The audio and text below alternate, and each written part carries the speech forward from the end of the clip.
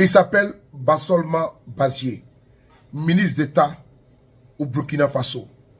L'homme qui a fait trembler le siège du Conseil de sécurité de l'ONU avec un discours anthologique historique et qui restera toujours dans l'histoire. Il vient de prendre la parole avec des phrases fortes, avec un message très fort.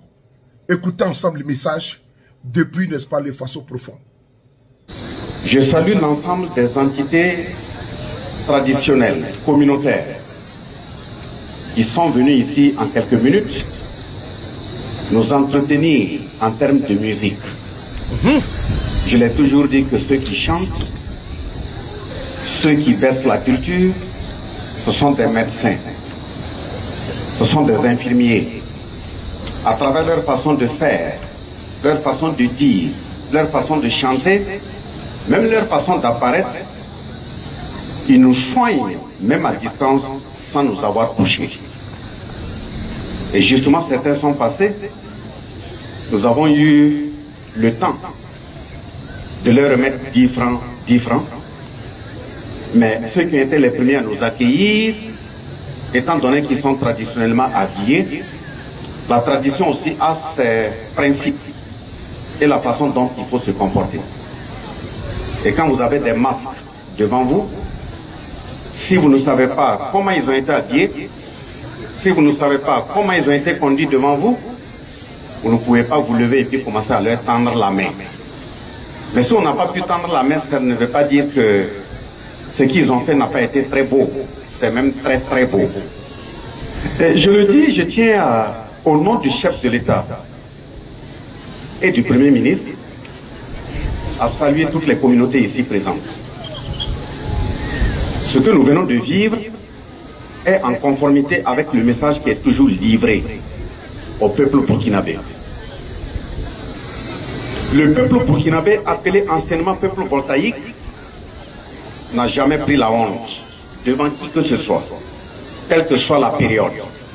Ce n'est pas parce qu'il s'appelle aujourd'hui peuple burkinabé qu'il prendra la honte. Nous n'allons pas prendre la honte, quelles que soient les circonstances que nous allons vivre et traverser. Mais justement, si nous n'allons pas prendre la honte, ce n'est pas en dormant. Nous n'allons pas prendre la honte, ce n'est pas en se mentant. Nous n'allons pas prendre la honte, ce n'est pas en volant. Nous n'allons pas prendre la honte en travaillant, en étant sincères et en respectant les origines desquelles nous sommes venus. Et ces origines-là, ce sont nos coutumes, ce sont nos traditions. C'est ce message, justement, que le chef de l'État a voulu transférer à tout un chacun, en considérant qu'à partir de l'instant, chaque journée de 15 mai dans notre pays sera la journée de nos coutumes et de nos traditions. Vous comprendrez bien donc qu'un homme, un bois, s'il tombe dans l'eau, quel que soit le nombre d'années qu'il va mettre dans l'eau, il ne va jamais devenir ni un poisson ni un caïman. Il va rester un bois. Et de ce point de vue, tant que nous n'allons pas nous appuyer sur nos origines, d'où nous venons, c'est pas évident qu'on va savoir là où nous partons. Nous tenons à poser des actes comme ça de façon officielle, parce que des moments quand on voit des gens qui vont même repartir sur les traditions, ils repartent comme si c'était des objets de honte. Ils se cachent pour y aller. Si c'est pas la nuit, ils n'y partent pas. Et pourtant le jour, chacun donne l'impression que c'est des lieux sur lesquels il ne faut pas aller. Or la nuit, nous partons tous. Mais justement, voilà pourquoi j'ai dit qu'il faut qu'on arrête de se mentir.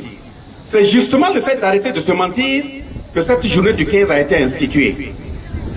Pour que chacun, à 8h, à midi, à 14h, à 16h, si vous avez un grand-père qui a été enterré à quelque part, vous voulez aller vous incliner sur la tombe, il faut le faire. Aux yeux de tout le monde et au su de tout le monde. Si vous avez un vieux canari avec lequel votre grand-mère vous a entretenu jusqu'à ce que vous soyez ministre, n'ayez pas peur d'enlever ça à 13h, poser le magnifier et saluer son passage sur terre. Justement, si on était resté comme ça, monsieur le gouverneur vient d'évoquer la question de l'insécurité dans notre pays. Demandez à nos grands-parents. Il est arrivé des moments où ils traversaient des périodes difficiles, où même des bandits ou des malfaiteurs sont rentrés dans des villages, mais ils ne voyaient personne. Dès lors que tu viens avec une mauvaise intention, tu rentres au village là, tu ne verras personne. Et si tu poses un acte malsain dans le village, tu ne vas pas les sortir. Mais nous avons mis tous ces éléments où? Aujourd'hui, nous donnons l'impression de ne ressembler à personne. Pourquoi? Parce que nous sommes assis dessus. Nous les avons piétinés. Nous nous sommes comportés autrement. Et de ce point de vue, je lance un appel à l'ensemble de nos représentants, des coutumes et autres, tout en les magnifiant. Il faut les encourager et les inviter à poursuivre. Et faire en sorte à toutes les communautés qui sont sur cette localité, qui est une partie entière du Burkina Faso, et même toutes les autres localités du Burkina, de faire en sorte que l'insécurité à partir de 2024 s'est terminée. Il faut qu'on l'enterre et que le peuple burkinabé puisse évoluer. Nous allons justement l'enterrer et enterrer cette insécurité et progresser et continuer de produire comme avant, mais la balle est dans notre camp. Ça veut dire quoi? Nous tous qui sommes assis ici, nous avons des neveux, nous avons des frères, nous avons des épouses. Dans la famille, chacun connaît chacun. Chacun sait que fait chacun. Chacun sait d'où vient chacun. Donc de ce point de vue, si vous êtes dans une famille, vous voyez un enfant dont son travail est tordu. Vous voyez un enfant dont son travail n'est pas convenable. Vous voyez même une personne âgée dont son attitude n'est pas convenable. Il faut que la communauté ait le courage nécessaire de l'interpeller et l'asseoir. Et lui dit de revenir sur la voie. On nous a toujours dit traditionnellement, les sorciers ne peuvent pas quitter ailleurs. Venir prendre un enfant de la famille s'il n'y a pas un traître au sein de cette famille. Il appartient à chaque famille de traiter correctement ses traîtres, les soigner copieusement, même au plan culturel, pour que la sécurité puisse revenir dans notre pays. Il ne faut pas continuer de se mentir. Tant qu'on ne va pas le faire là-bas, et qu'on dit, bon, ça chauffe ici, il faut que la police vienne. Ça chauffe là, il faut que la gendarmerie vienne. Ça chauffe ici, il faut que les militaires viennent. Mais les militaires ne sont pas faits en bois, ils ne sont pas faits en fer. C'est des enfants également. Ils ont besoin de vivre comme nous tous, en tant que civils. Par conséquent, il faudrait que nous, civils, à tous nos niveaux de responsabilité, on s'assume. Il ne faudrait pas que dans notre comportement, on crée des situations délétères. Et quand ça pourrit, on veut maintenant des hommes faits en fer, appeler gendarmes, appeler policiers, appeler militaires pour venir les résoudre. Il faut qu'on regarde correctement notre comportement. C'est pour aussi dire à l'ensemble des communautés et ceux qui agissent au nom des coutumes, si pas seulement Bazié qui est votre fils, devient un politicien et qui revient au village, et son comportement, c'est de vous donner des billets de banque, et vous utilisez pour diviser les communautés, lui il dit son argent, il faut le piétiner, il faut le chasser, parce que la haute volta n'a jamais évolué dans le cadre de la division. Par conséquent, si par exemple, on trouve dans le zéro ici, et à Sapui ici, même à 2 h du matin, un neveu qui est dans la famille, et son comportement est bizarre, qui va amener des étrangers, dont on ne sait pas d'où ils viennent, pour venir s'attaquer à la localité, si vous ne voulez pas le soigner, si vous n'avez pas le courage de le soigner, si vous ne pouvez pas le soigner, moi mon numéro est sur Facebook, il faut m'appeler. Je viendrai même à 2 h du matin. Remettez-moi-le. C'est une question familiale. Je vais le traiter d'y repartir. Ça, il faut qu'on vous. Donc par conséquent, on ne peut pas dire que cette insécurité dans notre pays, on ne peut pas faire face. Quelqu'un ne doit pas aller arroser son champ en bordure du barrage en ayant peur. Pourquoi il doit avoir peur? Il ne doit pas aller cultiver dans sa en ayant peur. Il veut récolter sa tomate, il a peur. Pourquoi? Est-ce que c'est comme ça nos parents, nos grands-parents sont partis nous laisser le pays?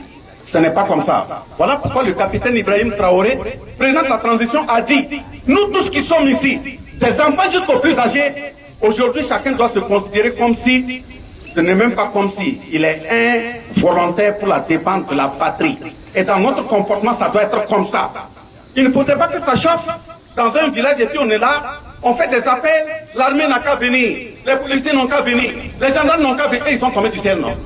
C'est aussi des enfants. Ce que nous sommes nés trouver, généralement dans un village, quand on dit ça chauffe, là où ça chauffe, ce sont les femmes et les enfants qu'on met de côté. Et nous qui sommes les garçons là, nous courons vers là où ça chauffe. Aujourd'hui on dit ça chauffe, chacun court, il rentre dans sa case et s'assoit. Tu rentres dans sa case pour chercher quoi? Les hommes doivent quitter les cases et aller là où ça chauffe. Voilà pourquoi nous disons aussi à l'ensemble de tous ceux qui tiennent nos coutumes. Vous voyez des enfants vont au front, ils sont des policiers. Des enfants vont au front, ils sont des militaires. Ils sont des gendarmes. Ils vont là-bas, ils font 3 mois, 4 mois, 5 mois, 6 mois. Ils reviennent et ils n'arrivent pas à dormir. Mais pourquoi vous les abandonnez? C'est pas normal. On a vu des grands-parents tu étais même en Indochine, tu étais en Allemagne, tu étais en France, tu étais fait la guerre et qui sont revenus. C'est un choc. C'est la mort naturelle qui est venue les emporter. Personne n'est tombé au champ de bataille. Mais donc, nos chers doyens, vous faites quoi? Vous faites en sorte que quand un enfant est dans la famille, on dit qu'il a un policier, qu'il a un VDP, qu'il a un Oué Forêt, qu'il a un gendarme, qu'il a un douanier, mais il faut le travailler. Donnez-lui le nécessaire, ça ne manque pas là. Secouez les Canaries, donnez-lui. Parce que ceux qui viennent aussi attaquer, ils viennent aussi avec leur force. Donc par conséquent, ils sont préparés comme ça quand ils vont là. Vous-même, vous savez très bien que dans le temps, dans les villages, quand quelqu'un est mélangé à des questions de décès, quand un enfant qui est prématuré, qui n'a pas encore atteint l'âge mature, qui voit un corps et qui n'arrive pas à dormir, il y a des produits qu'on lui donne. Il se lave et puis on le ramène dans la société. Pourquoi vous ne préparez pas ça pour que quand les enfants vont au front, ils reviennent, vous ne les donnez pas pour qu'ils se lavent? Des enfants viennent, ils marchent dans la rue, ils parlent seuls. Or, c'est le pays qu'ils sont partis défendre. D'autres sans moi, ils perdent des bras, d'autres perdent des jambes. Ils reviennent, ils n'arrivent pas à dormir. Mais nos coutumes sont parties où? Il faudrait qu'on s'occupe de ces enfants. Il faut que quand un enfant, avant d'aller en brousse, s'il va en brousse, il croise ses ennemis et qu'il reste en brousse, ce n'est pas lui qui est faible. C'est toi qui, en tant que premier responsable, assis sur les coutumes à la maison, c'est toi qui es faible. Si l'enfant est venu te dire avant de partir, tu as fait quoi? Si on vient, on entre dans une famille, on arrive à enlever quelqu'un, à les tuer, ou bien venir attaquer une famille, c'est pas ceux qui sont venus là qui viennent attaquer qui sont forts. C'est vous qui êtes dans la famille, vous n'avez pas pu parler de la même voix, ou des individus vous quittent pour aller être en lien avec des étrangers venus vous attaquer, c'est vous qui êtes faibles. Dans le temps, un enfant ne peut pas venir dans le village avec 2 étrangers, 3 étrangers, tu ne passes pas saluer le chef, tu te promènes, mais tu es avec qui? Ça ne doit pas se faire. Donc, à partir du 15 mai, comme le chef de l'État l'a dit, il ne faut même pas attendre le 15 mai. Il y a des chefs de terre, réunissez-vous, appelez les jeunes, posez la terre. Ils n'ont qu'à voir. C'est lui qui va amener des étrangers pour attaquer la localité. Dès lors qu'il a vu l'eau de la terre avant de partir là, il n'a pas 3 jours à faire. Appelez les enfants qui passent ça. Pour qu'à partir de 2024, on ne veut plus entendre une question d'insécurité dans notre pays. On ne veut plus entendre que quelqu'un est parti pour cultiver, il a des difficultés. On ne veut plus entendre que quelqu'un dans son champ de tomates, il a des difficultés. Pourquoi? Donc, mettre dans la main, on va le faire. Et regardez le président. Et regardez sa jeunesse. Un jeune qui vient, qui dit, lui, il rentre dans un fourneau de braise. Quel que soit ce qui va lui arriver, c'est pour que le pays puisse se tenir debout. Nous, on fait quoi? Nous qui sommes vieux, on fait quoi? Quand on fait le calcul même de nos âges, là, on dit que quand tu as atteint 46 ans, c'est même la limite de l'expérience de vie. Donc, à partir de 47 ans, tout ce que tu gagnes là, l'air que tu respires là, c'est gratuit. Donc, dès lors que l'air que tu respires, c'est gratuit, tout ce que tu fais, c'est gratuit, tu as déjà vécu, mets ta vie dans la balance pour que les enfants puissent mieux vivre. Il ne faudrait pas qu'on fasse, on dit oui, tu meurs, on t'emmène au cimetière, oui, que la terre te soit légère, on fait une semaine de prière, ça, ce n'est rien. C'est ce que tu as fait avant de mourir là. C'est ça qui va faire la terre sera légère. Ce ne sont pas les prières. Donc, faisons en sorte à ce que les enfants ne meurent plus. Tous ceux qui sont arrêtés ainsi de suite, qui vont au front, ils sont des gendarmes, ils sont des policiers et autres là, vous pouvez bien les aider. Il faut les aider. S'ils reviennent également, il faut leur rendre visite. Un enfant ne doit pas être au front. Il est au front, il se pose la question, sa femme qu'il a à la maison, comment elle va vivre? L'enfant qu'il a laissé avant d'aller servir le pays là, comment l'enfant va vivre? Pourquoi il va être au front tenir un fusil? Pour que nous on puisse être à l'aise et il doit encore penser qu'est-ce que l'enfant va manger à la maison. Ça, c'est pas être burkinabé. Si vous avez un enfant, un fils, un neveu, une nièce qui est dans l'armée, qui devient VTP, qui ne dort pas à la maison, ce qu'il est parti laisser à la maison, c'est à vous, c'est à nous de nous en occuper. Donc je tiens déjà à vous féliciter pour l'ensemble des sacrifices consentis quand le chef de l'État lance un appel. Mais il faut que les enfants arrêtent de pleurer. Il faut qu'on arrête de compter le nombre de nos orphelins. Il faut qu'on arrête de compter le nombre de nos veuves. Mais cela passe par nous, nos personnes âgées. Il ne faut pas que quelqu'un quitte la ville parce qu'il a l'argent, parce qu'il est un politicien, il vient chez vous, vous savez très bien que son comportement n'est pas correct, malgré tout vous prenez ce qu'il vous donne. C'est de la saleté, ça m'appelle la saleté. Quand son comportement n'est pas correct là, nous on a vu des vieux, hein. Tu viens, tu lui donnes, il prend ses épaules de côté, et puis il t'insulte avec, il te remet, parce que ton comportement n'est pas séant.